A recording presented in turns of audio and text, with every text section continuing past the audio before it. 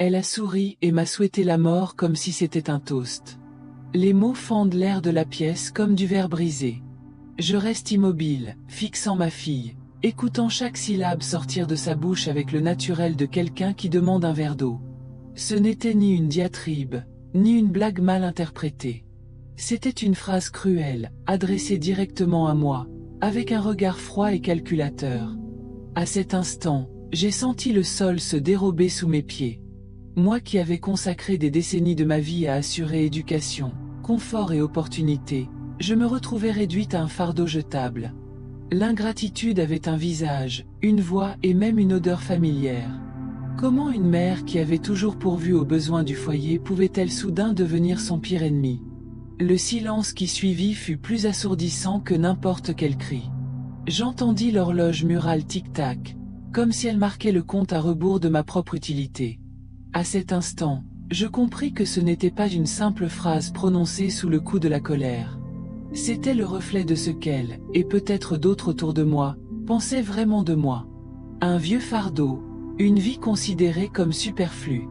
Je sentis mon cœur se serrer comme un poing fermé. L'air était lourd, dense, difficile à respirer. En même temps, une étrange clarté commença à poindre en moi. Si j'étais perçu comme un obstacle, c'était parce qu'ils désiraient quelque chose au-dessus de mon existence. Quelque chose que je possédais et qui, au fond, avait plus de valeur à leurs yeux que ma propre vie. Le danger ne résidait pas seulement dans la cruauté de la phrase. Il résidait dans ce qu'elle révélait derrière elle, des intentions cachées, des projets silencieux, des désirs qui ne supportaient plus d'être dissimulés. M'étais-je toujours laissé berner par des sourires et des accolades mécaniques, alors qu'en vérité, je me mesurais en chiffres, en papier et en signature? À cet instant, j'ai compris que ma vie était comme une bougie qui brûlait encore dans le vent. Fragile, vulnérable, mais illuminant un espace que d'autres voulaient occuper. Et si elle osait le dire à voix haute, que pouvait-elle bien comploter d'autres en silence? Cette question n'arrêtait pas de résonner en moi, résonnant comme un secret sur le point d'exploser, changeant à jamais tout ce que je croyais être vrai. Après cet instant, la maison ne m'a plus jamais semblé la même. Chaque recoin semblait porter un murmure secret. Chaque porte fermée dissimulait des intentions que je n'osais pas nommer. J'ai traversé le couloir et j'ai senti des regards en coin, comme si j'étais un intrus dans ma propre vie. Les mots de ma fille ne sont pas restés en suspens. Ils sont restés gravés en moi comme une tache indélébile. Et plus j'y pensais, plus je réalisais que ces mots n'étaient pas sortis de nulle part. Je me souvenais de petits gestes qui me semblaient autrefois insignifiants. L'assiette posée négligemment devant moi, le soupir d'impatience lorsque je tardais à signer un document, l'empressement à commenter ma fatigue comme si c'était une preuve d'incapacité. Sur le moment, je les ignorais. Je pensais que ce n'était que des instants. Mais maintenant, je comprends que c'était des répétitions, préparant le terrain pour quelque chose de plus grand. Je ressens le goût amer de la trahison, même dans les repas les plus simples. Le bruit de la bouilloire qui bout me rappelle mon cœur qui s'emballe quand je repense au regard froid de ma fille. Et je me demande, comment la même bouche qui disait autrefois « Maman, tu es mon refuge », peut-elle maintenant prononcer la phrase qu'il vaudrait mieux que je n'existe pas? Le salon est devenu le théâtre d'un procès silencieux, où j'ai été accusé simplement parce que j'étais en vie. C'est curieux comme la solitude s'installe, même entourée. Le rire des autres semble faux, et je me surprends à sourire par politesse, alors qu'au fond de moi, je porte un poids inimaginable. C'est dans ce partage de secrets non avoués que beaucoup trouvent refuge. C'est pourquoi tant d'entre eux choisissent de rester ici, après chaque révélation, car ils savent combien il est douloureux d'être invisible, même au sein de sa propre famille. Les nuits devenaient longues. Allongé dans mon lit, je fixais le plafond et sentais l'écho de cette phrase résonner dans mon esprit comme un marteau. Et le silence du petit matin ne faisait qu'intensifier la question qui me hante encore. Était-ce une cruelle erreur ou la première étape d'un plan déjà en cours? Ce que j'ai découvert ensuite m'a montré que la réponse était tout sauf simple et que le gouffre était bien plus profond que je ne l'avais imaginé. Le silence commença à me hanter comme une ombre. Ce n'était pas seulement une absence de son, c'était une présence étouffante, chargée de significations inexprimées. Je traversai la maison et remarquai que chaque détail autour de moi avait changé de couleur. Le tableau au mur, qui avait autrefois exprimé la sérénité, semblait maintenant me regarder avec jugement. La lumière matinale qui filtrait par la fenêtre ne me réchauffait plus, mais illuminait seulement le poids de la solitude que je portais. Il y avait un vide nouveau dans les gestes de ma fille, une froideur calculée, comme si elle m'avait déjà effacé de sa vie. Je voyais son regard scruter chacun de mes gestes, comme pour évaluer ce qu'elle pouvait encore obtenir de quelqu'un. Et c'est dans ce regard que j'ai ressenti la blessure la plus profonde, la prise de conscience que, pour elle, je n'étais plus une mère, seulement un obstacle entre elle et ce qu'elle désirait ardemment. Les conséquences de ce mépris dépassèrent le simple sentiment. Je commençais à me demander si mes journées étaient vraiment en sécurité dans cette maison. Les portes, autrefois fermées uniquement pour protéger mon intimité, me semblaient désormais comme des barrières dressées contre moi. Le son de mon téléphone portable vibrant sur la table me fit frissonner, comme si chaque message dissimulait une nouvelle stratégie pour me précipiter dans l'oubli. Il y a eu des moments où je me suis presque convaincu que tout cela n'était qu'une exagération de mon esprit fatigué. Mais ensuite, il y a eu des petits chocs, comme lorsque j'ai entendu, au loin, ma fille parler d'argent à voix basse, comme si elle organisait quelque chose qui ne devait pas m'atteindre.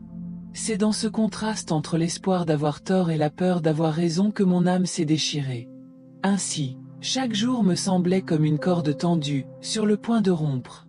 Je me surprenais à essayer de maintenir un équilibre fragile, comme quelqu'un qui traverse un pont suspendu au-dessus d'un abîme. Un faux pas, et tout pouvait s'écrouler. Le plus douloureux était de réaliser que cette poussée ne venait peut-être pas d'ennemis lointains, mais de la personne même que j'avais mise au monde. Je l'ignorais encore, mais la suite de ce jeu allait montrer que cette phrase n'était pas seulement cruelle. C'était le signe avant-coureur de quelque chose de planifié, calculé et bien plus sombre que mes soupçons n'osaient l'imaginer.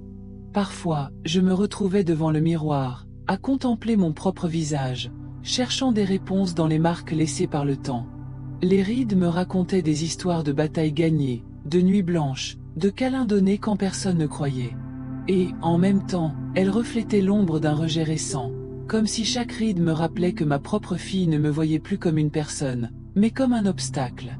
C'était étrange de voir les souvenirs les plus doux surgir face à cette froideur. Je me souvenais d'elle, enfant, courant pieds nus dans le jardin, m'appelant avec une joie qui emplissait la maison. Aujourd'hui, le même son de sa voix était venimeux. Ce contraste était douloureux, mais il me tenait aussi en éveil. Après tout, comment l'amour pouvait-il si vite se transformer en indifférence? Par les nuits silencieuses, j'écoutais le craquement du bois de la maison. Chaque son semblait contenir un avertissement caché. Et au milieu de ces avertissements, une certitude tenace surgissait. Derrière cette sentence cruelle se cachait bien plus qu'une simple impulsivité. C'était comme un puzzle dont je n'avais qu'une seule pièce, et pourtant, je voyais déjà le sombre motif se dessiner. Parfois, mon cœur voulait croire qu'il y avait encore place à la réconciliation, que la douleur était peut-être le fruit d'un moment de colère, et que tout pouvait être effacé par des excuses sincères. Mais la froideur de leurs gestes, la précipitation de leurs conversations, leurs regards détournés, tout indiquait que je ne me trompais pas. Et c'est à ce moment-là que beaucoup ressentent le besoin de soutenir ce cheminement, laissant un signe silencieux que le message les a touchés, car ils savent que l'amour, brisé au sein d'une famille, laisse des cicatrices qui ne s'effacent pas facilement. Le plus troublant, cependant, était le sentiment de n'être qu'à la surface de quelque chose de bien plus vaste. Comme si une porte était entr'ouverte, révélant un couloir sombre qu'il me restait à parcourir. Et au bout de ce couloir, je pressentais que je trouverais des preuves qui dépasseraient toute hypothèse. J'ai commencé à remarquer des détails jusque-là passés inaperçus, comme si mes yeux avaient soudain appris à voir ce qui avait toujours été juste devant moi. Le silence de la maison, par exemple, n'était plus seulement un silence, c'était le son étouffé des secrets. En entrant dans la cuisine, j'ai senti la conversation s'interrompre une seconde avant. En traversant le salon, j'ai remarqué des papiers rangés à la hâte dans des tiroirs. C'était comme entrer sur une scène dont tout le monde connaissait déjà l'intrigue, sauf moi. Dans cette atmosphère dense, mes propres souvenirs prenaient un poids nouveau. Je me suis retrouvé à me remémorer le passé comme quelqu'un cherchant des indices parmi de vieilles photos. Je me suis souvenu de la première fois où j'avais signé un document pour l'aider à accomplir quelque chose, sans jamais imaginer que ce geste de confiance deviendrait une arme contre moi. Les images me sont venues comme des éclairs, ma main ferme tenant la sienne quand j'étais encore enfant, remplacés maintenant par des doigts agiles essayant d'extraire chaque signature de moi avec une froideur calculée. Le contraste m'étouffait. D'un côté, mon instinct maternel palpitait encore en moi, voulant croire qu'il y avait une place pour la rédemption, que des excuses pourraient laver le venin de mes paroles. De l'autre, la peur m'avertissait que cette froideur n'était pas un accident, mais une partie de quelque chose de plus vaste, une intention cachée que je commençais seulement à déchiffrer. C'était comme contempler une rivière apparemment calme, sachant que sous elle coulaient des courants violents prêts à emporter quiconque s'en souciait. Parfois, je me surprenais à imaginer l'avenir. Je pensais à ce que ce serait de vieillir, d'être traité comme un poids mort, jetable, ignoré par ma propre famille. La peur de ce scénario m'empêchait de dormir, mais en même temps, elle allumait une flamme silencieuse de résilience. Je savais que je ne pouvais pas me laisser dépérir sous le poids du rejet. Quelque chose en moi me disait que j'aurais encore une voix, même si on essayait de me réduire au silence. Et c'est dans cet état de vigilance constante que j'ai commencé à remarquer des signes plus clairs, de petites fissures dans le déguisement, des signes que le jeu qui se déroulait autour de moi était sur le point de se révéler d'une manière que je n'aurais jamais pu imaginer. Les nuits commencèrent à peser plus lourd que les jours. Dans l'obscurité de ma chambre, je sentais mon corps fatigué s'enfoncer dans le matelas, mais mon esprit restait alerte, comme si un fil invisible me tirait du sommeil. Le silence du petit matin n'était pas un repos. C'était un terreau fertile pour les pensées qui me rongeaient. Je fermais les yeux et revoyais les scènes se répéter, le regard froid de ma fille, les tiroirs hâtivement fermés, le bruit sec des papiers pliés. Chaque souvenir était comme un battement de tambour lointain, annonçant quelque chose qui n'avait pas encore pris forme mais qui approchait déjà. Il y eut des moments où ma mémoire me trahit. Je me souvenais d'elle enfant, le visage maculé de gâteaux d'anniversaire, soufflant ses bougies avec une joie naïve. Cet éclair de tendresse contrastait avec la femme qui me fixait maintenant sans ciller, comme quelqu'un qui pèse des objets sur une balance. Cette dualité me blessait et en même temps, me fortifiait. C'était comme marcher sur une route éclairée par la lune. Son visage était à moitié dans l'ombre, à moitié dans la lumière. J'ai commencé à ressentir différemment le poids du temps. Ce n'était pas seulement l'approche de la vieillesse, mais la conscience que chaque minute comportait un nouveau risque. Le bruit des pas dans le couloir, aux petites heures du matin, m'a coupé le souffle. Une porte, plus bruyante encore, s'est refermée comme un avertissement. Je n'étais pas en sécurité, même dans l'espace censé m'accueillir. En même temps, une étincelle persistait. La même flamme qui m'avait soutenu malgré tant d'épreuves brûlait maintenant silencieusement, attendant le moment propice pour se révéler. À chaque geste froid, à chaque silence calculé, je comprenais que j'étais confronté à quelque chose de plus grand que de simples désaccords familiaux. C'était une intrigue soigneusement tissée, dont j'étais la pièce la plus fragile, mais aussi la plus inattendue. Car, malgré toute la douleur, il y avait en moi une force qu'ils ignoraient. Et cette force commença à bouger, toujours discrète, comme un vent qui précède la tempête, prête à révéler des secrets qui changeraient tout. Ce qui semblait autrefois une simple nuisance commença à se transformer en preuve concrète. Il ne s'agissait plus de simples regards détournés ou de silences gênés, mais de véritables mouvements, de petits lapsus qui, additionnés, révélaient des intentions plus vastes. Un document laissé sur la table, une conversation brusquement interrompue par ma présence, un appel téléphonique répondu d'une voix étouffée dans le couloir. Chaque fragment était comme un morceau de verre reflétant une part de vérité.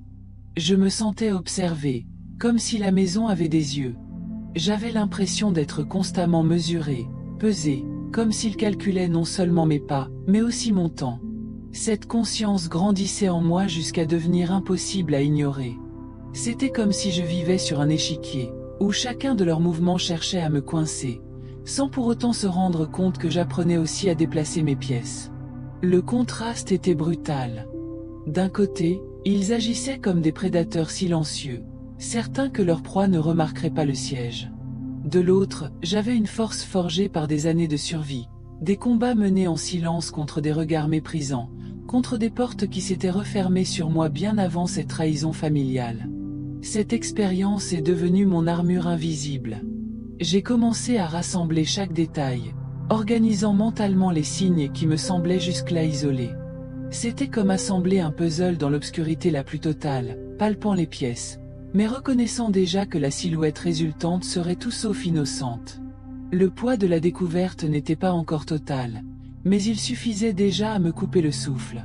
Il est curieux de constater que, face à de telles histoires, nombre de ceux qui les écoutent finissent par s'interroger sur eux-mêmes, se remémorant des moments où, eux aussi, ont senti le poison caché au sein de leur propre foyer. Et parfois, partager ces souvenirs, évoquer comment le silence a aussi eu un impact plus fort dans leur vie, est une façon de briser l'isolement qu'ils tentent de nous imposer. Le jeu était lancé, je le sentais déjà. Et quelque chose allait se produire, qui allait faire que chaque pièce se mette en place inexorablement. Les pièces que j'assemblais commençaient à former un motif inquiétant. Ce n'était pas seulement de la cupidité, c'était de la précipitation. Je le sentais dans leurs gestes, dans le rythme de leurs conversations feutrées, comme si le temps était leur ennemi et mon existence l'obstacle à éliminer. Cette urgence me maintenait en état d'alerte constant, comme si chaque souffle pouvait être le dernier avant une inévitable révélation. J'ai traversé la maison, et chaque objet semblait porteur d'une signification nouvelle. Le tiroir mal fermé du bureau, le stylo oublié sur le bureau, l'enveloppe à moitié froissée dans un sac. Ce n'étaient que de petits détails, mais pour moi, ils hurlaient comme des sirènes silencieuses. C'était comme traverser un champ de mines où je pouvais seul voir les traces de la destruction imminente. Parallèlement, il y avait des moments où une étrange sérénité m'envahissait. C'était comme si, au milieu du chaos, je pouvais me voir de l'extérieur, reconnaissant une force que je n'avais jamais eu besoin d'afficher. Cette dualité me guidait, la peur et le courage marchant côte à côte, comme deux ombres s'étendant sur le même corps. J'ai repensé à ce que j'avais enduré auparavant. Les regards en coin dans la rue, le traitement condescendant des inconnus, la cruelle subtilité de ceux qui croient que notre couleur et notre âge nous rendent invisibles. Si j'avais survécu à cela, pourquoi n'aurais-je pas pu survivre au poison de ma propre maison? Ce souvenir ne me réconfortait pas, mais il me rappelait qu'en moi se trouvait une base solide, capable de supporter le poids de la trahison. C'est dans ce contraste entre la clarté naissante et l'incertitude qui m'entourait encore que j'ai tenu bon. Chaque jour me semblait une épreuve, une invitation à l'effondrement, mais aussi une occasion d'observer davantage, de prendre mon mal en patience. Leur silence était trop pesant pour être ignoré, et je savais que la prochaine étape ne viendrait pas de moi, mais d'eux.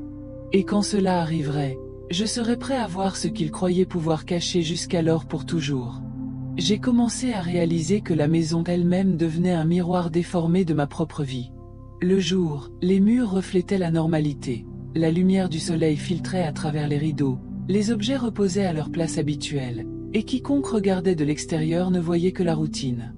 Mais à la tombée de la nuit, chaque ombre semblait prendre vie, chaque couloir sombre portait le souvenir de voix étouffées, de secrets cachés dans des tiroirs hâtivement fermés.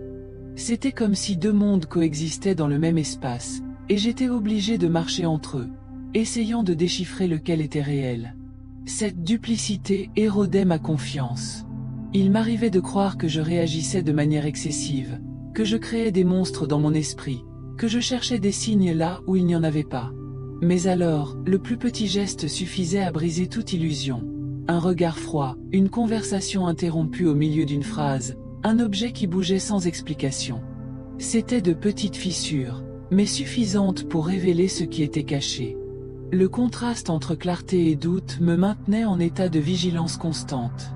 Au matin, je m'autorisais encore le timide espoir que tout cela n'était qu'un malentendu, qu'il y avait encore place pour le dialogue. Mais à la tombée de la nuit, cet espoir s'est estompé, laissant place à la peur sourde d'être englouti par quelque chose de bien plus grand que je ne l'avais imaginé. Je me sentais comme quelqu'un marchant sur une route éclairée uniquement par la lune. La lumière suffisait à indiquer le chemin, mais ne suffisait pas à révéler ce qui se cachait aux marges. Je marchais d'un pas assuré, conscient que le moindre mouvement inattendu pouvait me surprendre.